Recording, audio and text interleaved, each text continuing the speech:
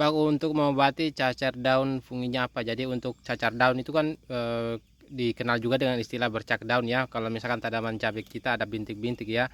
Dan itu juga kadang mengalami kerontokan.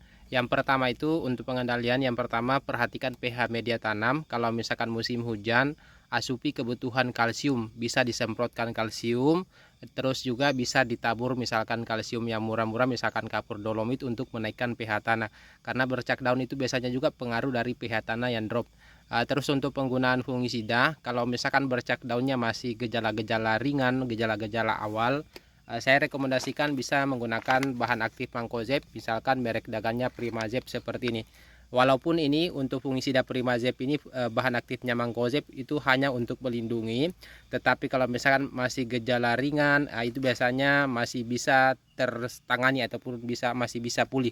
Seperti ini dosisnya, cukup gunakan 2 sendok makan per tangki 15 liter, bisa dicampur dengan insek, asam amino ataupun perekat. Tetapi kalau misalkan sudah parah, itu bisa gunakan bahan aktif azoxystrobin difenoconazole, salah satunya ya, azoxystrobin difenoconazole seperti merek dagang Drobintop ini. Dia fungisida sistemik yang bersifat protektif, kuratif dan preventif. Bisa kita gunakan untuk mencegah, bisa kita gunakan untuk mengobati. Seperti ini dosisnya 1 ml per liter, bisa dicampur insek ataupun pupuk daun seperti ini. Ataupun kalau misalkan mau gunakan dua ya, ini bisa juga di rolling ya. Misalkan kita menggunakan fungisida Primazeb di rolling dengan fungisida Drobintop, ataupun kalau parahnya dan lumayan butuh itu bisa dicampur Primazeb dicampur Drobintop juga bisa. Tetapi saran saya lebih bagus bisa aja agar menghemat biaya juga seperti ini.